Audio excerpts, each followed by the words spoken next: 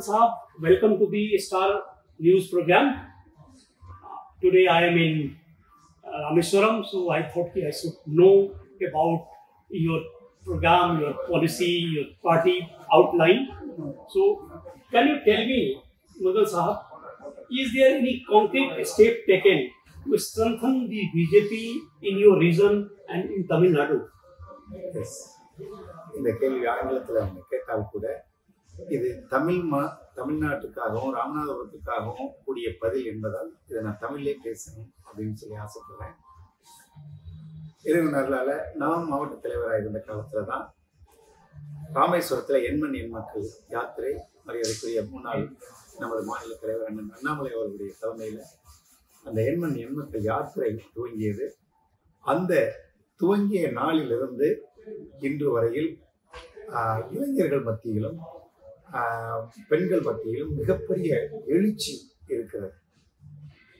ஏற்கனவே ராமநாதபுரத்தில் நல்ல ஒரு ஆக்டிவான ஒரு அரசியல் சூழல், பிஜேபிக்கான எதிர்காலத்தை நமது முன்னோர்கள் உருவாக்கி வச்சிருந்தாங்க, முன்னாள் இருந்த தலைவர்கள் உருவாக்கி இருந்த போதிலும் அண்ணன் அண்ணாமலை அவர்களுடைய வரவுக்கு பிந்தைய அந்த எழுச்சி என்பது ஒரு மக்கள் மத்தியில் மிகப்பெரிய ஒரு அதிர்வலையை எழுப்பிச்சு. இப்போ புதிய தலைவர் திரு அண்ணன் நயினார் நாகேந்திரன் அவர்கள் வரவுக்கு பின்பும் கூட அது அப்படியே அதை தொடர்ந்து அது பராமரிக்கப்பட்டு கொண்டிருக்கிறது. இளைஞர்கள் பெரிய அளவில் அலையலையாக உள்ள வந்துட்டுருக்கிறாங்க. என்னை பொறுத்தவரையில் நான் அந்த மாவட்ட தலைவராக இருந்த காலத்தில் கிராஸ் ரூட் லெவலில் பார்ட்டியை நான் கொண்டு போனேன். உதாரணத்துக்கு பார்ட்டியில் கிளை கட்டமைப்பை ஸ்ட்ரெங்தன் பண்ணோம். அவங்களுக்கு கட்டமைக்கப்பட்ட அந்த பார்ட்டிகளுக்கு தலைவர்களுக்கு பாத பூஜை வரை செஞ்சு கிராஸ் ரூட் லெவலில் கட்சியை நான் கொண்டு போனதில் மிகப்பெரிய அக்கறை காமிச்சு கட்சி மிகப்பெரிய ஒரு வளர்ச்சி அந்த காலகட்டத்தில். Do you witness that the acceptance of BJP taken place in Tamil Nadu, because the three major parties, DMK, AIDMK and Congress, is already there. So BJP is coming as a new force. In your experience and observation, do you think that people of Tamil Nadu accepting BJP as a force in the state and in Ramanathapuram? Yes. நிச்சயமா மக்கள் பிஜேபியை ஏற்றுக்கிட்டு இருக்கிறாங்க. ஏன் அப்படின்னா கடந்த 10 ஆண்டுகளில் மோடி ஐயாவுடைய திட்டங்கள் கிராஸ் ரூட் லெவலில் மக்களை போய் சேர்ந்திருக்கு. மிகப்பெரிய திட்டங்கள், எல்லா அடிப்படை அந்த தேவைகளை பூர்த்தி பண்ணக்கூடிய ஒரு அரசாக மத்தியில் ஆளக்கூடிய பிஜேபி அரசு இருக்குது. குறிப்பாக பெண்களுக்கு, தொழிலதிபர்களுக்கு, தொழில் செய்பவர்களுக்கு, இளைஞர்களுக்கு இப்படி பன்முகத்தன்மையில் பல்வேறு நலத்திட்டங்களை மோடி ஐயாவுடைய அரசு செய்திருப்பதால் தமிழகத்தை பொறுத்தளவில் குறிப்பாக ராமநாதபுரத்தில் கட்சி மிகப்பெரிய ஒரு மக்களுடைய எதிர்பார்ப்பு பூர்த்தி செய்யக்கூடிய ஒரு அரசாக இருப்பதால் பிஜேபி மிகப்பெரிய செல்வாக்கை ராமநாதபுரத்தில் மட்டுமல்ல தமிழகத்தில் அகில இந்திய அளவில் அதிகபட்ச செல்வாக்கை கட்சி பெற்றிருக்கிறது. Do you think that the scheme of Prime Minister especially in Ramanathapuram and people of this district and Rameswaram region got benefited out of it? Last month PM was here, he inaugurated the Rameswaram rail bridge and all. So frequently PM has a very soft corner for Tamil culture, Tamil people, and it has been seen very obvious reasons. Ramanathapuram மாவட்டத்தை பொறுத்தவரையில் மோடி ஐயா மிகப்பெரிய நலத்திட்டங்களை, மக்கள் நலன் சார்ந்த திட்டங்களை கொடுத்துருக்குறாங்க. இப்போ சமீபத்தில் கூட 1853 கோடி ரூபாய் மதிப்புள்ள ஒரு 50 கிலோமீட்டர் தூரம் பரமக்குடியிலிருந்து ராமநாதபுரம் வரை 2 வழிச்சாலை தான் இருந்தது. பரமக்குடியிலிருந்து மதுரை வரை இருந்த 4 வழிச்சாலையை அது ராமநாதபுரம் வரை கொண்டு வந்து அது மிகப்பெரிய ஒரு நல்ல ஒரு வேலையை செய்திருக்கிறாங்க. அது மட்டும் இல்லை, ஒரு 2.25 கிலோமீட்டர் நீளமுள்ள பாம்பன் பிரிட்ஜ் கிட்டத்தட்ட 550 கோடி ரூபாய் செலவில் செஞ்சு அது இந்தியாவிலேயே முதலாக வெர்டிக்கல் லிஃப்ட் பிரிட்ஜ் அப்படின்னு சொல்லக்கூடிய ஒரு ஃபர்ஸ்ட் டெக்னாலஜியை அப்ளை பண்ணி பாம்பன் பிரிட்ஜை கட்டியிருக்கிறாங்க. சமீபத்தில் திறந்து வச்சாங்க. அது மாத்திரம் இல்லை, சார்தாம் பில்கிரிம் அந்த இதுக்குள்ள கவரேஜ் ஆகக்கூடிய ராமேஸ்வரம் ஏறத்தாழ அம்ருத் சிட்டி என்ற திட்டத்தின் கீழ் கொண்டு வந்து ராமேஸ்வரத்தை ஒரு புனித ஸ்தலமாக, ஒரு தூய்மை நகரமாக அந்த ராமேஸ்வரம் கொண்டு வரப்பட்டிருக்கிறது. அது மட்டுமல்ல, ராமநாதபுரத்திற்கே உரிய நெல், சித்திரக்கார நெல்லுக்கு ஒரு ஜியாகிரபிக்கல் இண்டிகேஷன், ஒரு புவிசார் குறியீடு கொடுத்திருக்கிறாங்க. முதலுத்தூர் முண்டு மிளகாய்க்கும் புவிசார் குறியீடு கொடுத்திருக்கிறாங்க. இப்படி பல அங்கீகாரமான செயல்களை மோடி ஐயாவுடைய அரசு ராமநாதபுரத்துக்கு செய்திருக்குது. அந்த வகையில ராமநாதபுரம் மக்கள் மோடி ஐயாவிற்கு மிகப்பெரிய நன்றி கடன் பட்டிருக்கிறார். Murga Sahab, there is another thing I am asking.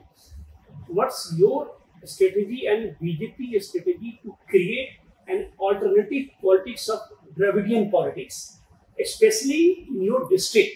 Minority votes are in majority, and people concerned from AIDMK and DMK, they are winning in Lok Sabha and all. Although there was very great chances to win BJP in Rameswaram area, but it could not. So, what is the plan for your BJP and yourself to create a mass base in this region? திராவிட கட்சிகளால் ஏற்கனவே தமிழகம் உருக்குலைந்து போயிருப்பது எல்லோருக்கும் தெரியும். குறிப்பாக திராவிட முன்னேற்ற கழகம் சாராயத்தை ஆறா ஓட விடுது. தமிழ்நாட்டுக்குள்ள, ராமநாதபுரத்துக்குள்ள ஆறா ஓட விடுது. அதில் மிகப்பெரிய ஒரு சீரழிவுகளை மக்கள், மனிதர்களும் சந்திச்சுட்டு இருக்குது. நம்மளுடைய கலாச்சாரம், பண்பாடு சீரழிக்கப்பட்டிருக்கிறது. குறிப்பாக பாதுகாப்பற்ற சூழல் பெண்களுக்கும் பொதுமக்களுக்கும் மிகப்பெரிய அளவில் தமிழ்நாடும் ராமநாதபுரமும், குறிப்பாக ராமநாதபுரமும் ஆகியிருக்கிறது. பல கொலைகள், கொள்ளைகள், கற்பழிப்புகள், இது போன்ற சம்பவங்கள் இங்கே நடந்தேறியிருக்கிறது. இதெல்லாம் மக்களுக்கு ஒரு ஒரு ஒரு எதிர்ப்பு உணர்வை திராவிட கட்சிகளின் மேல், குறிப்பாக திமுகவின் மேல் மக்களுக்கு இருக்கிறது. மக்கள் தற்போது மோடி ஐயாவுடைய நலத்திட்டங்களாலும் பிஜேபியுடைய ஊழலற்ற நிர்வாகத்தாலும் ஈர்க்கப்பட்டு திராவிட கட்சிகளுக்கு ஒரு மாற்று கட்சியாக ஒரு மக்களுடைய அங்கீகாரம் பாரதிய ஜனதாவுக்கு கிடைத்திருப்பது உண்மை. அதற்கு ஏற்ற ஒரு நிர்வாகம் முறையை, ஒரு திறமையான நிர்வாகத்தை மத்தியில் ஆளக்கூடிய பிஜேபி அரசு நமக்கு கொடுத்திருப்பதால் மக்கள் அந்த நலத்திட்டங்களின்பால் ஈர்க்கப்பட்டு திராவிட கட்சிகளுக்கு ஒரு மாற்றாக பிஜேபி இருப்பது உண்மையிலும் உண்மை. This is a political question. Do you think that people of Tamil Nadu, they are dissatisfied with DMK government, especially the policy, religious policy of DMK government, not protecting religious places?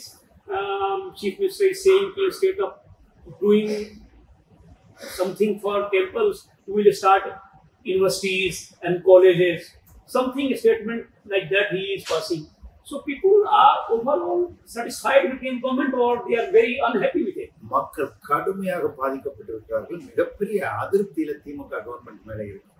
குறிப்பாக திமுகவை சேர்ந்த அரசியல் தலைவர்கள் இந்து மத சின்னங்களையும் இந்து மத பண்பாட்டு பழக்க வழக்கங்களையும் கேலி பேசுவது, கிண்டல் பேசுவது, இந்து கோயில்கள், அவர் சொல்றாரு, TR பாலு சொல்றாரு, நான் மத்திய அமைச்சராக இருக்கும்போது ஏராளமான இந்து கோயில்களை இடித்து தள்ளினேன் அப்படின்னு சொல்றாரு. அது மட்டுமல்ல, சமீபத்தில் பொன்முடி எப்படி ஒரு ஒரு மிக மோசமான வார்த்தைகளை எல்லாம் பேசினார் அப்படிங்கிறது நமக்கு எல்லாருக்கும் தெரியும். பொதுவாக இந்து மதத்தை கேலி பண்ணுவதும் இந்து மதத்தை முடிந்தவரை சேதப்படுத்துவதுமான செயல்களை திமுக திட்டமிட்டு செய்வதாலும், அது மட்டுமல்ல, இன்னைக்கு இருக்கக்கூடிய மைனாரிட்டிகளுக்கு அவங்க நல்லது செய்யறோங்கிற பொறுவையில் என்ன செஞ்சிருக்கிறாங்க, ஓட்டு வங்கிக்காக மைனாரிட்டி சமுதாய மக்களை அவங்க பயன்படுத்துறாங்களே ஒழிய அவங்களுக்கு கூட அவங்க ஒன்றும் செய்யலை. இந்து மக்களுக்கு ஒன்றும் செய்யலைங்கிறது எவ்வளவு தூரம் உண்மையோ அதுபோல மைனாரிட்டி மக்களுக்கும் எந்த ஒரு நன்மையும் செய்யலை. இது ஒரு மதத்தால் மக்களை பிரித்தாளக்கூடிய ஒரு அரசாக, ஒரு கட்சியாக திமுக தொடர்ந்து இருந்து கொண்டு ஆட்சிக்கு வருவதற்காக சிறுபான்மை மக்களை ஒட்டுமொத்தமாக எடுப்பதற்கான ஒரு வேலையை செய்வதற்கு இந்து மதத்தை தாக்குவதும் இந்து மத பண்பாடுகளை, கலாச்சாரங்களை கேலி பேசுவதுமான செயலை மட்டும் தொடர்ந்து செய்து கொண்டிருக்கிறது. ஆகவே இது ஒட்டுமொத்த மக்கள், மைனாரிட்டி மெஜாரிட்டி என்ற பேதம் இல்லாமல் ஒட்டுமொத்த மக்களும் திமுகவை எதிர்க்க துவங்கிவிட்டார்கள். இது வரக்கூடிய தேர்தலில் கண்டிப்பாக எதிரொலிக்கும். In the coming days, there will be elections in the state. do you planning to contest assembly elections or Lok Sabha from this region? Or additional question more, do you think that Tamil Nadu is going to play a bigger role in the southern region as far as national politics is concerned? Yes, கண்டிப்பாக வரக்கூடிய தேர்தல்ல எத்தனை சீட்டு பிஜேபிக்கு கிடைக்குதோ, கூட்டணி கட்சிகள் மூலமாக பிஜேபிக்கு ஒதுக்கப்படக்கூடிய சீட்டு எத்தனை கிடைக்குதோ அத்தனையிலும் பிஜேபி ஜெயிக்கக்கூடிய அனைத்து வாய்ப்புகளும் இருக்கு. அது குறிப்பாக தென் தமிழகத்துல மிகப்பெரிய ஒரு ஒரு எதிர்பார்ப்பு இருக்குது. அதிர்வலை பிஜேபிக்கு ஒரு ஆதரவாகவும் ஆளும் திமுகவுக்கு எதிரான ஒரு மனநிலையிலும் மக்கள் இருக்கிறாங்க. அதுபோக முதல்ல நீங்க ஒரு கேள்வி கேட்டீங்க, எனக்கு அசம்பிளி சீட்டோ அல்லது பாராளுமன்ற சீட்டோ கண்டெஸ்ட் பண்றதுக்கு நீங்க தயாரா இருக்கிறீங்களா அப்படின்னு கேட்டுக்கிறீங்க. அது கட்சி எடுக்கக்கூடிய முடிவு. கட்சி வாய்ப்பு கொடுத்தால் இரண்டு அசம்பிளி எலெக்ஷனுக்கோ எம்பி எலெக்ஷனுக்கோ வாய்ப்பு கொடுத்தா கண்டிப்பா நிற்பேன். நின்றா ஜெயிப்பதற்கான அத்தனை வாய்ப்புகளும் இருக்குது. காரணம், கடந்த 30-35 ஆண்டுகளாக மக்களோடு மக்களாக, விவசாயிகளோடு விவசாயிகளாக, ஆன்மீகவாதிகளோடு ஆன்மீகவாதிகளாக, இளைஞர்களோடு, அரசியல் பிரமுகர்களோடு, அரசு சிப்பந்திகளோடு தொடர்ந்து நான் ஒரு நல்ல உறவை பேணி காப்பதும், ஒரு சமூகத்தில் ஒரு நல்ல பேர் எடுத்திருப்பதும், நான் ஜெயிப்பதற்கான வாய்ப்பு நிறைய இருக்குது. கட்சி வாய்ப்பு கொடுத்தால் கண்டிப்பா நிற்பேன், ஜெயிப்பேன். Mullah Sahab, the last question I'm asking to you, what do you think about our government policy on 370 Uniform Civil Code and Ram Temple? How the people of Tamil Nadu has seen this whole question I am asking to you? What's your opinion? ஒரு காலத்துல காஷ்மீர் 370 எடுக்க முடியாது அப்படின்னு கட்சிகள் பேசிச்சு. எடுத்தா ரத்த ஆறு ஓடுன்னு சொன்னாங்க. ஒரு சின்ன சேதம் இல்லாம, ஒரு வேர்வை கூட சிந்தாம 370 பிஜேபி அரசாங்கம் லிஃப்ட் பண்ணிட்டு காஷ்மீரை நம்ம இந்திய அரசாங்கத்தோட ஒன்றிணைச்சிச்சு. அது மட்டும் இல்ல, ராமர் கோயில் கட்டுவது அப்படிங்கிறது ஒரு 500-600 ஆண்டு கால கனவு. இந்திய கலாச்சாரத்தில் ஒரு மிக பெரும் கனவாக இருந்த அந்த எதிர்பார்ப்பு பிஜேபி அரசு பூர்த்தி செய்திருக்கிறது. என்ன சொன்னாங்களோ அதை பூரா செய்திருக்கிறாங்க. சொன்னது அத்தனையும் சாதாரணமாக ஒரு அரசியல்வாதியால் நிறைவேற்ற முடியாத சட்டங்களாக, திட்டங்களாக இருந்த விஷயங்களை எல்லாம் தான் எலெக்ஷன்ல அவங்க கோரிய இதா வச்சாங்க. மக்களுக்கு நாங்கள் இதெல்லாம் வந்து செய்வோம் அப்படின்னு சொல்லி வச்சாங்க. அதை பூராமே நிறைவேற்றிருக்குது. இது மக்கள் ஒரு மிகப்பெரிய சந்தோஷத்தில் இருக்கிறார்கள்.